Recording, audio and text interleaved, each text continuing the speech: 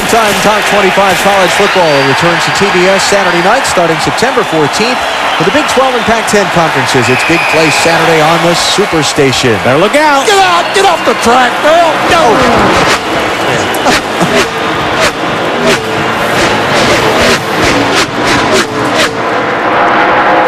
Hey, Jeff Burton moved up to second spot. Gets by Jimmy Johnson. That is after the race leader, Ricky Craven. Sterling Marlin back lurking on the back bumper of Jimmy Johnson in fourth spot. Yeah, got those top four all together.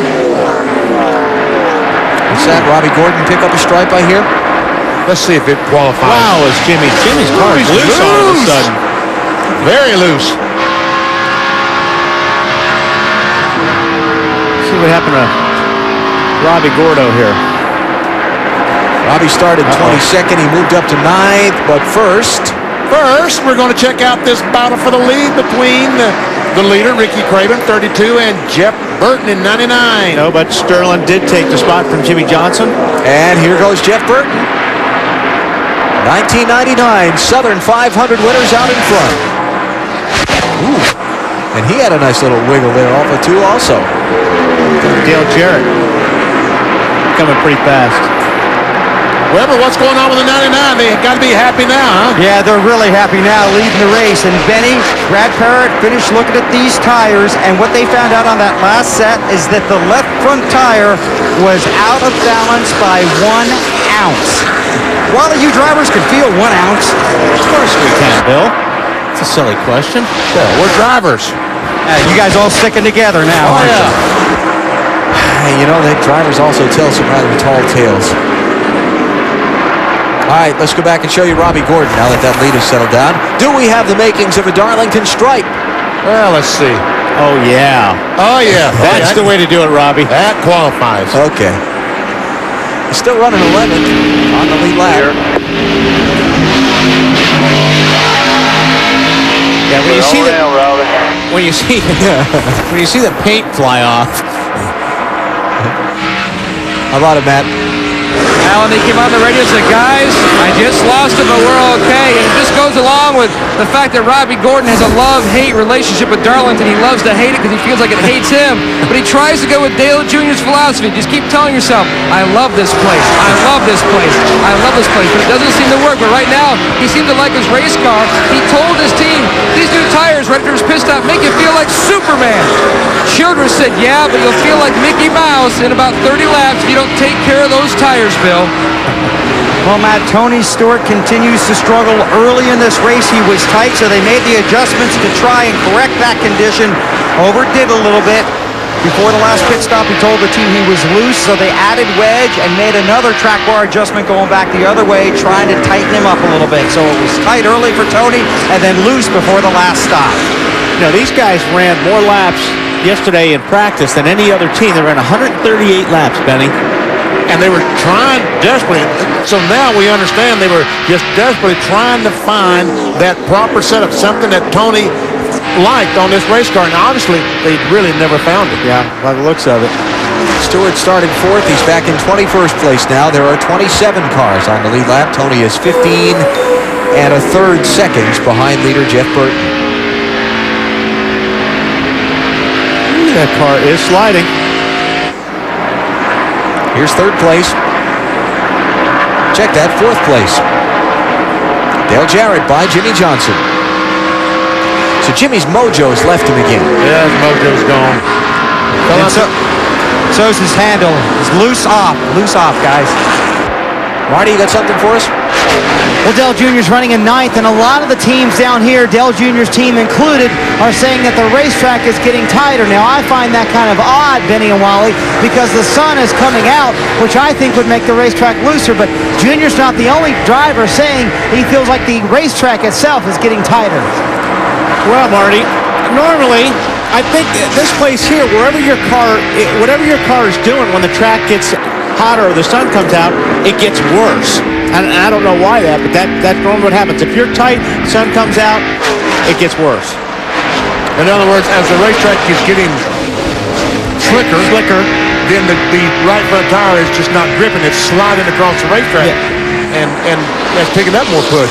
You almost said slippery. He did. He almost said it. I'm disappointed he didn't say it. That's wearing off on me. Jeff Burton is out in front. 6 different driver to lead the Mountain Dew Southern 500. You're watching NASCAR on TNT.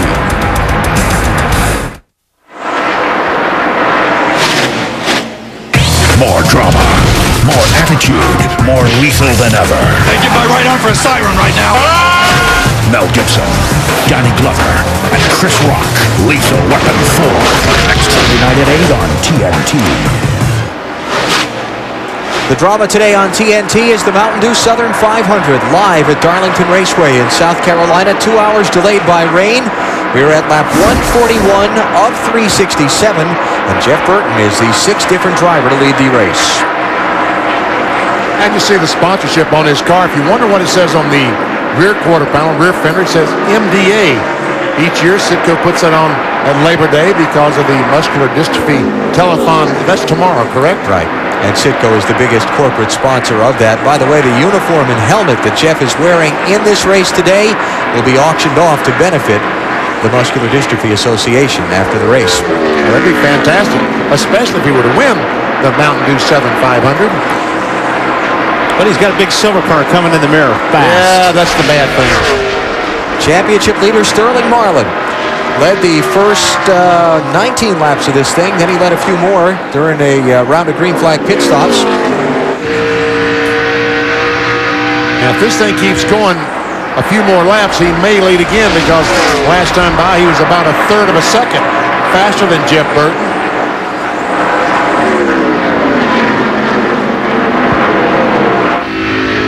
As a matter of fact, he was about a third of a second faster than anyone. Yeah. Top 5 finishes in 2 of the last 3 races at Darlington for Sterling Marlin. Speeds at the line.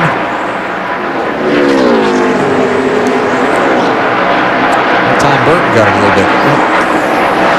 Jeff Gordon showing up. Running back in 8th place.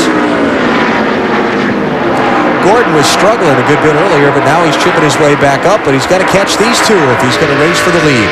Sterling Marlin chasing Jeff Burton in the Mountain Dew Southern 500 at Darlington. 145 laps coming up. Welcome back to the Mountain Dew Southern 500 in Darlington, where we have a new leader. The Winston Cup point leader, Sterling Marlin, is now the leader of this race. Just a little over a lap ago, he made the move around Jeff Burton in the 99 car. Looking to the inside, making the move down low, getting back on the gas, and then zipping by on the inside to reclaim the lead. Sterling started on the pole and now leads this race. Now we'll take you through the field and update you on how these cars are handling and what their drivers are saying. Sterling, before the last pit stop, was loose off the exit. They went 1 round down on the track car, added 4 tires. He radioed in, the car's good. Guess that's how he got to the lead. Jeff Burton's last pit stop, 14.86. Again, they did have a left front wheel that was out of balance. That was the vibration. That has gone. Burton's car's pretty good, and he is trailing Sterling Marlin, currently running 2nd. Matt? Bill, Dale Jarrett's climbed to the 3rd, but he's still a little over 4 seconds off of Sterling Marlin, but trying to close in. The car still fighting a tight, loose condition. They adjusted with wedge in the last stop, but he said he still can't get it back in underneath him. Marty? Well, Matt, it was great pit work by Ricky Craven's team. A 13.6-second stop that got him into the lead, and it's a good car that's keeping him in the top 5. He's running 4th right now. He said, I'm going to cool it for a little while. I ran too hard for those first 20 laps. A little bit too tight now for Ricky Craven. Bill? Ryan Newman continues to run very well. The car is just a little bit loose. He said the balance is good, but the car is just a little bit loose. That's engineer talk for we're doing okay as we close it on halfway here at Darlington. Marty? Dale Earnhardt Jr. moving up to the field. He started the race too loose. They went too far with the last adjustment. Now he's too tight. They just need to find that middle ground, because if they can make it loose or tight, either way they want it, Matt. Marty Bellelli just climbed up to the 6th position. Right before that last stop, he told the team the car still didn't feel right. Now he says the car feels okay. Possibly the tires just weren't matched the way they needed. The buildup just didn't build up. Trouble spin. Top of line. Turn 4. Car caution's out. And everybody else is going to get by okay. See who gets a lap back from the leader. Sterling Marlin is on the back straightaway. Mike Wallace. He's trying, the 14 car, he's trying. But Sterling's from the old school. He's not going to let these guys just get their lap back. Well, okay, Mike gets one back. Here comes Mike. Ricky Rudd. Ricky Rudd got one, too. I think he got it. Yeah. Third caution of the Mountain Dew Southern 500 is out. Lap number 154. Todd Bodine with his second problem of the day. He had a left front tire get cut down early in the race and made a stop on pit road that took most of that fender off the car. Just like Bristol last week. Had some kind of problem. Some guys made contact with him. He spun, hit the inside wall, and 10 laps later spun again. And that big hole there in the left front fender is probably about 35–40% of his front downforce is gone. We're just past 200 miles in the race. Weather no longer appears to be a threat. Skies are actually kind of sunny. Not sure where that came from here around here this weekend. Just joining us, we started about 2 hours late, but we're going strong now and look like we'll run to the full 500-mile finish of this Southern 500. Now, last set of pit stops, Ricky Craven's crew got him the lead with a lightning-fast stop. Let's see who gets the job done best this time. Because every car on the lead lap will make a pit stop, change 4 tires, get fuel. And here they all come. All right, Marty, Ricky's there. The Tide crew has been outstanding today, VP. 15.5 and 13.6 on their 2 stops. He comes in running 4th, too tight. They take a pound out of the right front tire. They contemplated the wedge adjustment. They will not do that this time. He said, leave the windshield alone. I want to save the tear off for later. Matt. Marty, Dale Jarrett, his pit road in the 3rd position. They're going to make a track bar adjustment down 1 round. He said the adjustments last time did help, but it's still a little too loose, Bill.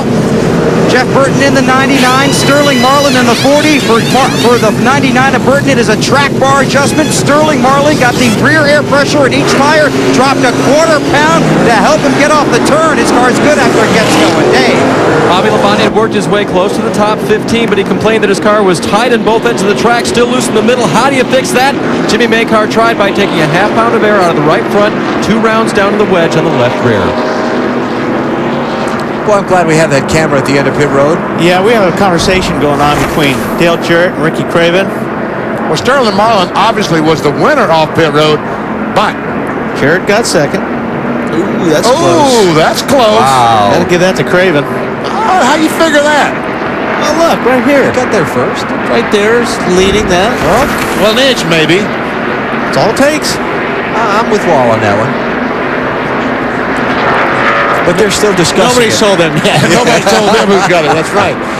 All right, caution is out here in the Mountain Dew Southern 500. Todd Bodine with a wild ride off of turn 4.